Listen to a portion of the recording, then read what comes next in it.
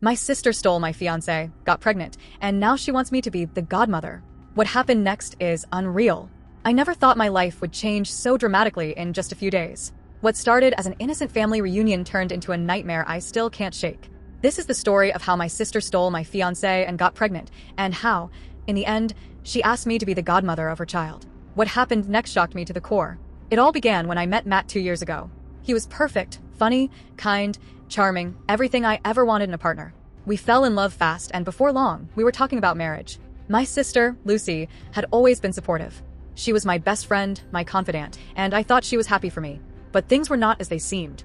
One evening, after a long day of work, I was heading over to Lucy's apartment to catch up. She'd invited me to dinner, and I was excited to see her. When I walked in, I was met with a sight I'll never forget. Lucy and Matt were sitting on the couch, talking quietly. There was something off about the way they were looking at each other, too intimate, too familiar. It didn't sit right with me, but I brushed it off as nothing. "Hey, Emma," Lucy said, a little too enthusiastically. "Matt and I were just talking about the wedding. You know, getting everything in order." I smiled, but something was wrong. Matt wasn't looking at me the same way anymore. He seemed nervous, avoiding eye contact. I figured maybe I was just being paranoid, but as I made my way into the living room, the tension between the three of us was unbearable. Then Lucy dropped the bomb.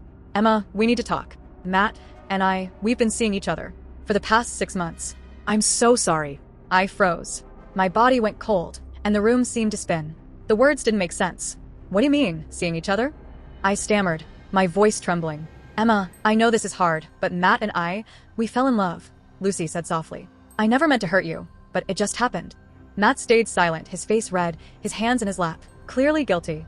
My world crumbled in that moment. My sister, the person I trusted the most, had been hiding a relationship with my fiancé. I looked at Matt, hoping for some kind of apology, but he didn't say a word. How could he? How could either of them? You were dating behind my back. You've been together for months, and I had no idea." My voice cracked, and the pain in my chest was unbearable. "I'm so sorry, Emma. I never wanted to hurt you," Matt said, his voice barely above a whisper. "Never wanted to hurt me?" I repeated, my tears starting to spill. "You've destroyed everything, Matt." The conversation spiraled from there, filled with shouting, accusations, and heartbreak. Lucy and Matt apologized over and over, but the damage was done. I stormed out of the apartment, furious and devastated. My sister had betrayed me in the worst way possible, and I couldn't fathom how I was ever going to get over it. Weeks passed, and I tried to move on. I cut ties with both of them, not wanting anything to do with their lies. But one day, I got a call from Lucy. She wanted to meet up, and despite my better judgment, I agreed. When I saw her, she looked different, vulnerable, almost broken. "I have to tell you something," she began, her voice barely a whisper. "I'm pregnant. It's Matt's." I stood there in shock, trying to process what she was saying. Pregnant? After everything? My sister was carrying the child of the man who had destroyed my life. I didn't know how to react. "I don't want you to feel pressured, Emma. But I'm asking you for something," Lucy continued, her eyes full of guilt. "I want you to be the godmother of the baby." I stared at her, feeling a mixture of anger and disbelief. The godmother? After everything? After what you and Matt did to me? I could hardly breathe, the weight of her request suffocating me.